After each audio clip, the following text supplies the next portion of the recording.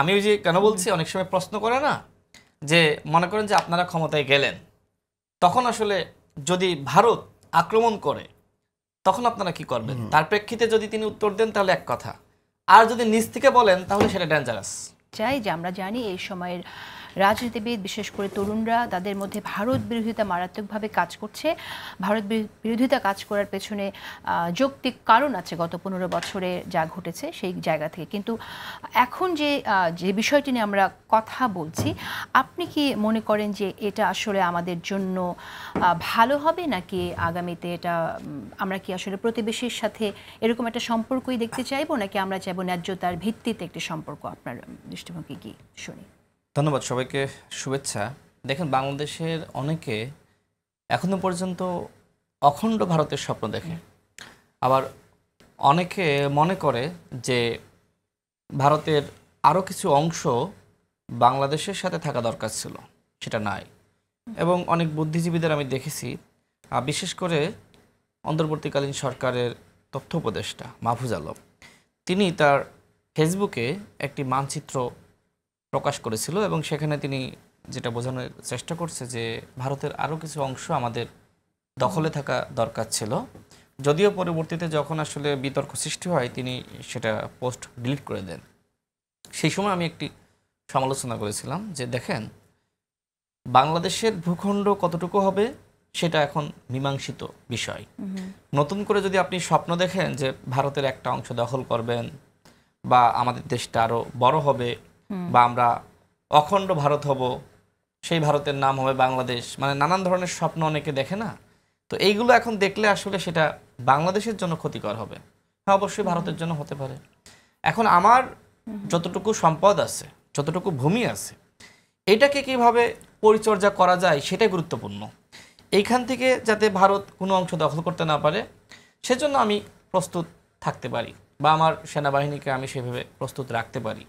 বাংলাদেশে এই যে সেনাবাহিনী কেন, স্বাধীনতা সার্বভৌমত্ব রক্ষার জন্য, তাই না? যে বাংলাদেশের একটি অংশ চীন দখল করতে পারে, পাকিস্তান করতে পারে, মালদ্বীপ করতে পারে, ভারত করতে পারে, যে কোনো রাষ্ট্র করতে পারে। এখন আমি আসি তাহের ভাইয়ের যে বক্তব্য, আমি বক্তব্যটা আপনি বলার পরে আমি দেখেন আমার মনে হয় যে এই সময় এই বক্তব্য আসলে গ্রহণযোগ্য না। মানে এমন না যে আসলে ভারতের সাথে আমাদের কোনো দ্বন্দ্ব চলছে বা যুদ্ধ অবস্থা, অর্থাৎ এই সময়ে এই বক্তব্য ভারত ইস্যু করবে এবং আন্তর্জাতিক মহলে তারা পেশ করবে। দেখেন, সরকারের কেন আপনি এটা মনে করছেন? এটা তো আসলে আরএসএস বা বিজেপি খুশিও হতে পারে। বিজেপির রাজনীতিই তো তাই। বিজেপি তো চাই যে এটা জেহাদি উত্থান হোক এবং বিজেপি তার দেশের হিন্দুত্ববাদী চেতনাকে সেল করুক। তারা এটা বলবে যে দেখেন আমাদের থাকা কত দরকার রাষ্ট্র ক্ষমতায়।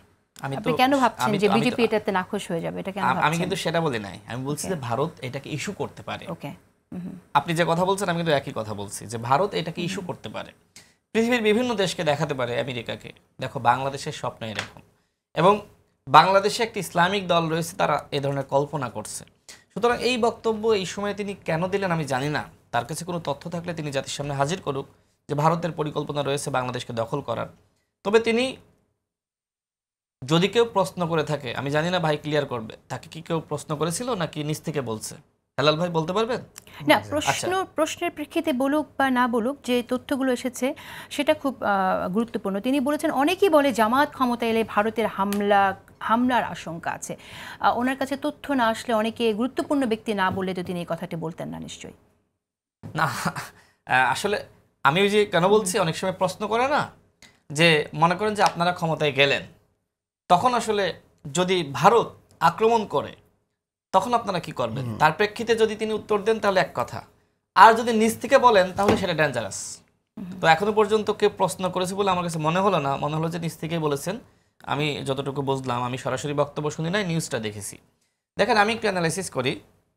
যদি জামাত ইসলাম মনে করে, প্রশ্নের প্রেক্ষিতে হঠাৎ করে কথাটা যে আসেনি সেটা আমার কাছে মনে হয়েছে একটি উত্তর থেকে। তিনি বলেছেন যে যুদ্ধ করলে সংগঠিত শক্তি হলাম আমরা, তখন আমরা হব খাঁটি মুক্তিযোদ্ধা। তিনি কমপক্ষে 50 লাখ যুবক তো ভারতের বিরুদ্ধে স্বাধীনতা যুদ্ধে আসবে, তাদের 2 ভাগ করে দেয়া হবে। যে কথাটা আমি আগেও বলেছি যে গেরিলা যুদ্ধে অংশ নেবে 1 ভাগ, বাকিরা বিস্তৃত এলাকায় ছড়িয়ে পড়বে। এই আলোচনাটা হঠাৎ করেই, এই মন্তব্যটা হঠাৎ করে আসার কথা না। দেখেন, মানুষ যখন নিজের মানুষ যখন নিজের অবস্থানের থেকে নিজেকে অনেক অনেক বড় বেশি ভাবতে শুরু করে না, তখন আসলে অনেক ধরনের বক্তব্য আসে। এখন জামাতে ইসলাম এই মুহূর্তে ভাবছে তারা ক্ষমতায় চলে যাবে, মানে তাদের মধ্যে এই ধরনের একটা প্রবণতা, বিশেষ করে ডাকসু নির্বাচন, জাকসু নির্বাচন, এখন তারা অনেক বড় বড় বক্তব্য দিচ্ছে। এটা আমি জানি না কেন দিচ্ছে, জামাতের পলিসি কি চাই। জামাতের সেক্রেটারি জেনারেল আমি দেখলাম যে তিনি বলছেন যে বিশ্ববিদ্যালয় থেকে পাশ করার সাথে সাথে সার্টিফিকেট একদিকে, অন্যদিকে চাকরি। তো এটাকে আসলে বাস্তবসম্মত? আমি ওইটা বললাম যে মানুষ যখন তার নিজের অবস্থানের থেকে নিজেকে বেশি শক্তিশালী মনে করে, তখন তার বক্তব্যগুলো এরকম হয়, অর্থাৎ বাস্তবতার সাথে বক্তব্যের মিল থাকে না। তো আমার কাছে মনে হয় জামাত ইসলাম যে কথাটা বলেছে যে 50 লাখ যুবককে তারা প্রশিক্ষণ দিয়ে রেখেছে, আমার কাছে এটা সঠিক মনে হয় না। দেখেন, তিনি বলতে পারতেন, তারা বলতে পারতেন সেনাবাহিনীর কথা, যে আমাদের দেশে সেনাবাহিনী প্রস্তুত আছে, যদি কোনো দেশ মনে করে বাংলাদেশকে আক্রমণ করবে, সেনাবাহিনী সেটাকে মোকাবেলা করবে। এটা একটা ব্যাপার। অন্য একটা ব্যাপার হলো 50 লাখ যুবক। এখন সেই যুবক কি শুধুমাত্র জামাতে?